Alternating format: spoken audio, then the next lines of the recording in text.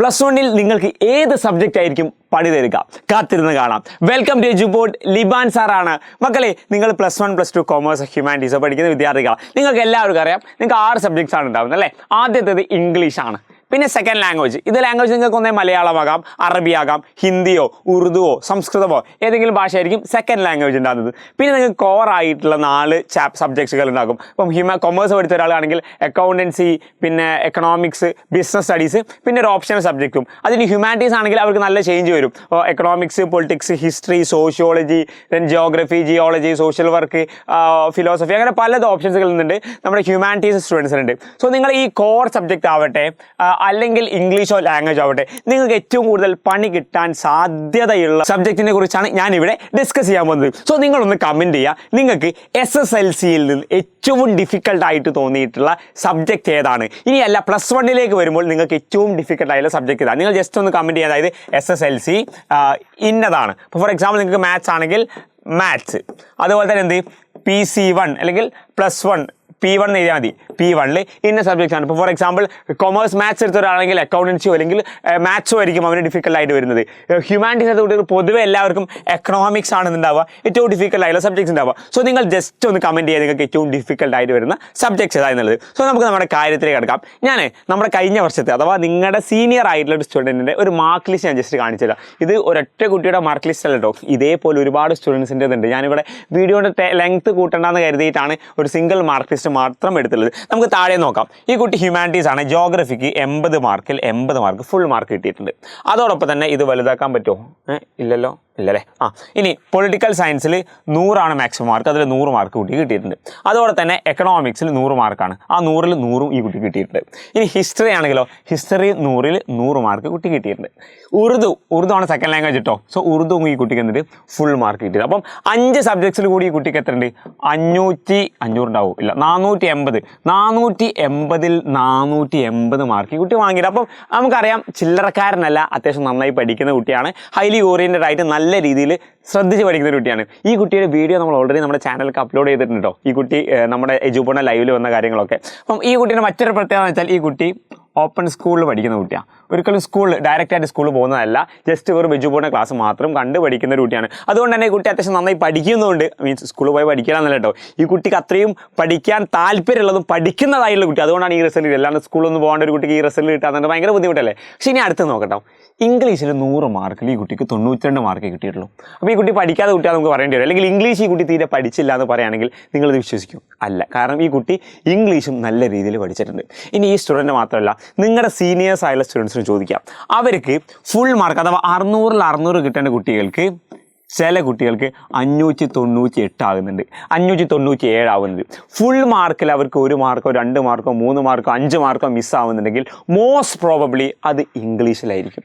ഇനി ഒരുപാട് കുട്ടികളുണ്ട് 5 A+ഉം 1 A അല്ലെങ്കിൽ ഒരു B+, ഒരു B ഒക്കെ ആയിരിക്കും. ഇപ്പം ഞാൻ പ്ലസ് വൺ പഠിക്കുന്ന സമയത്ത് എൻ്റെ ക്ലാസ്സിലുള്ള ഏകദേശം 20ഓളം കുട്ടികൾക്ക് അത്യാവശ്യം നല്ലോണം മാർക്ക്, കേരളത്തിൽ ഏറ്റവും കൂടുതൽ കുട്ടികൾക്ക് A+ കിട്ടുന്ന സ്കൂൾ റഹ്മാന ഹയർ സെക്കൻഡറി സ്കൂളാണ് ഞാൻ പഠിച്ചിട്ടുള്ളത്. അന്ന് പഠിക്കുന്ന സമയത്ത് എൻ്റെ ക്ലാസ്സിൽ ഏകദേശം 60ഓളം കുട്ടികളുണ്ട്. അതിൽ 20ന് എടുത്ത് അഥവാ ഒരു 15ന് 20ന് ഇടയ്ക്ക് കുട്ടികളുണ്ടാവും.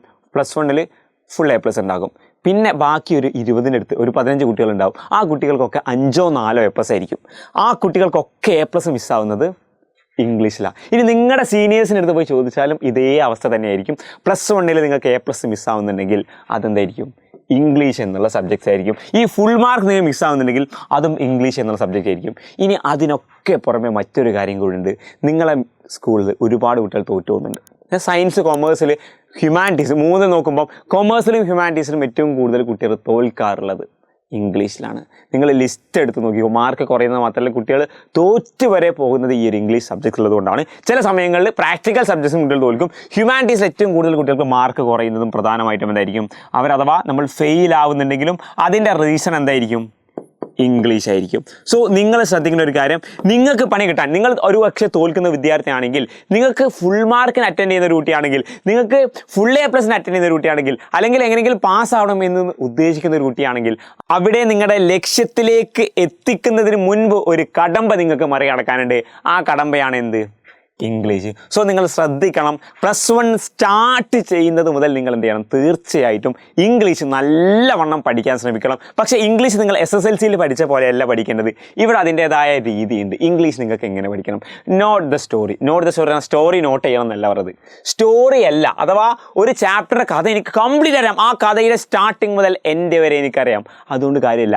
ആ കഥയല്ല എന്ത് ചെയ്യേണ്ടത്, നമ്മൾ പഠിക്കേണ്ടത്. ആ കഥ നമുക്ക് അറിഞ്ഞിരിക്കണം. അതിലൊരു കണ്ടക്സ്റ്റ് എന്താണ്, ആ സിറ്റുവേഷൻ എന്താണെന്നുള്ള കാര്യം നമ്മൾ അറിഞ്ഞിരിക്കണം. അവിടെ പ്രത്യേകിച്ച് പഠിക്കുന്ന കാര്യമാണ് ടേംസുകൾ. ഓരോ ചാപ്റ്ററിലും വ്യത്യസ്തമായ ടേംസുകൾ ഉണ്ട്. ടേംസ് ആണ്, വാക്കുകൾ ഉണ്ടാകും. അത് സാറുമാർ, നിങ്ങളുടെ സ്കൂളിലെ ടീച്ചേഴ്സും എജുപോളിലെ ടീച്ചേഴ്സൊക്കെ പ്രത്യേകിച്ച് പറഞ്ഞുതരും. ഇന്ന അഥവാ ഒരു ക്യാരക്ടർ സ്കെച്ച് ആണെങ്കിൽ, ഒരാളെക്കുറിച്ച് നമ്മൾ എന്ത് ചെയ്യും, അയാളെക്കുറിച്ച് വിശദീകരിക്കുകയാണെങ്കിൽ അയാളുടെ സ്വഭാവ സവിശേഷതകളെക്കുറിച്ച് ഒരു 2, 3, 4, 5 എന്തുണ്ടാവും, പ്രത്യേകിച്ച് ടേംസുകൾ ഉണ്ടാകും. അത് ഒരു നിങ്ങൾക്ക് ആദ്യമായിട്ട് ചിലപ്പോൾ കേൾക്കുന്ന വാക്കുകളായിരിക്കും ചിലപ്പം. അത് നിങ്ങൾ ശ്രദ്ധിച്ച് നോക്കണം. അപ്പോൾ ഓരോ ചാപ്റ്ററിലും ഓരോ ക്യാരക്ടർ സ്കെച്ച് ആവട്ടെ, അല്ലെങ്കിൽ ഓരോ കണ്ടക്സ്റ്റ് ആവട്ടെ, ഓരോ സംഭവങ്ങളാവട്ടെ, സിറ്റുവേഷൻ ആവട്ടെ, അതിനൊക്കെ വ്യത്യസ്തമായ ടേംസുകൾ ഉണ്ടാവും. ആ ടേംസുകൾ നിങ്ങൾ കാണാതെ പഠിക്കണം. ആ ടേം കണ്ടാൽ തന്നെ എന്ത് ചെയ്യും, ഇൻവിജിലേറ്റർ ഇവൻ്റെ ഇതൊക്കെ അറിയാലോ, ടിക്കിടും. പിന്നെ കൂടുതൽ കാര്യങ്ങളൊന്നും നോക്കൂല. Next, content. സ്റ്റോറി അല്ല കണ്ടന്റ് എന്ന് പറഞ്ഞാൽ ഓരോ ചാപ്റ്ററും ഓരോ രീതിയായിരിക്കും. ഇപ്പോൾ ഒരുപാട് കഥാപാത്രങ്ങൾ, പ്രധാന ചില കഥാപാത്രങ്ങളുണ്ടാവും. ചില കഥകളിൽ ഒരൊറ്റ കഥാപാത്രം ഉണ്ടാവുള്ളൂ. അപ്പം ഒരു പ്രധാന കഥാപാത്രം ഉണ്ടെങ്കിൽ ആ കഥാപാത്രത്തിൻ്റെ ക്യാരക്ടർ സ്കെച്ച് ചിലപ്പം ചോദിക്കും. ചിലപ്പം ഒരു കത്ത് എഴുതാനായിരിക്കും, അല്ലെങ്കിൽ വേറെ എന്തെങ്കിലും സിറ്റുവേഷനെ കുറിച്ച് പറയാനായിരിക്കും. സോ ഏത് രീതിയിലാണ് ഈ ഒരു ചാപ്റ്ററിൽ നിന്നും ക്വസ്റ്റ്യൻ ചോദിക്കുക, ആ ഒരു കണ്ടൻറ്റ് നമ്മൾ പഠിച്ചിരിക്കണം. ആ കണ്ടൻറ്റുകൾ നമ്മൾ എന്ത് ചെയ്യണം, നല്ല രീതിയിൽ ധാരണ ഉണ്ടായിരിക്കണം. സോ ആ കണ്ടൻറ്റ്സ് നിങ്ങൾ ഓരോ ചാപ്റ്ററിലും ഈ ചാപ്റ്ററിൽ ഇന്ന കാര്യങ്ങളായിരിക്കും ചോദിക്കുക, ഇന്ന രീതിയിലാണ് ഇത് പഠിക്കേണ്ടത്, ആ രീതിയിൽ എന്ത് ചെയ്യണം, നമ്മൾ ശ്രദ്ധിക്കണം. അതാണ് നമ്മൾ കണ്ടൻറ്റ്സ് നോക്കുന്നത്. സ്റ്റോറിക്കപ്പുറം, കഥയിലേക്കപ്പുറം എന്ത് ചെയ്യണം, ആ കഥയുമായി ബന്ധപ്പെട്ട് ഏത് രീതിയിലാണ് കണ്ടൻറ്റ്സ് വരിക എന്നുള്ളത് എന്ത് ചെയ്യണം, നമ്മൾ ശ്രദ്ധിക്കണം. ലാസ്റ്റ് വൺ, ഇതിലൊക്കെ എക്സാം പോയിന്റ് ഓഫ് വ്യൂ ആയിരിക്കണം. അഥവാ എക്സാമിന് ഇത് എങ്ങനെയായിരിക്കും വരിക. അല്ലാണ്ട് സാധാരണ നമ്മളൊരു ചാപ്റ്റർ നമ്മളൊരു പുസ്തകം വായിക്കുകയാണെങ്കിൽ എന്തിനാ നമുക്കത് മനസ്സിലാവുക എന്നുള്ളതാണ്. അത് വായിച്ച് അതിൻ്റെ ഒരു അനുഭവം പങ്കിടുക എന്നുള്ളതാണ് എന്നുള്ളത്. സാധാരണ ബുക്ക് വായിക്കുമ്പോൾ, കഥ വായിക്കുമ്പോൾ, കവിത വായിക്കുമ്പോൾ നമുക്ക് ഉണ്ടാവേണ്ടത്. പക്ഷേ എക്സാം ഓറിയൻറ്റഡ് ആയിട്ടായിരിക്കും നമ്മൾ എന്തെങ്കിലും +1 +2 ഇംഗ്ലീഷ് പഠിക്കുന്ന സമയത്ത് അതിൽ എക്സാമിൽ അതെങ്ങനെ, ഈ ചാപ്റ്ററിന് എക്സാമിന് എങ്ങനെ വരും, ആ രീതിയിൽ നമ്മൾ നന്നായിട്ട് പഠിക്കണം. പ്രീവിയസ് ആയിട്ട് വന്നിട്ടുള്ള ക്വസ്റ്റ്യൻസുകൾ നല്ലോണം ശ്രദ്ധിക്കണം. ഈ ചാപ്റ്റർ കഴിഞ്ഞ 5 വർഷം നോക്കുമ്പോൾ ഇങ്ങനത്തെ ക്വസ്റ്റ്യൻസാണ് വരുന്നത്. ഓക്കെ, അത് തന്നെയായിരിക്കും പിന്നെ മിക്കവാറും അടുത്ത വർഷങ്ങളിൽ വരിക. സോ ആ രീതിയിൽ എന്ത് ചെയ്യണം, നമ്മൾ ശ്രദ്ധിച്ച് ഓറിയൻ്റ് ആയിട്ട് എന്ത് ചെയ്യണം, ശ്രദ്ധിക്കണം. ഇങ്ങനെ നിങ്ങൾ ചെയ്യുകയാണെങ്കിൽ ഉറപ്പാണ് നിങ്ങൾക്ക് എന്താവില്ല, 600 എന്നുള്ള ഫുൾ മാർക്ക് നിങ്ങൾക്ക് മിസ്സാവില്ല. നിങ്ങൾക്ക് ഫുൾ A+ ലക്ഷ്യപ്പെടുന്ന കുട്ടികളാണെങ്കിൽ 6A+ അഥവാ ഫുൾ A+ എന്ത് ചെയ്യും നിങ്ങൾക്ക് കിട്ടും.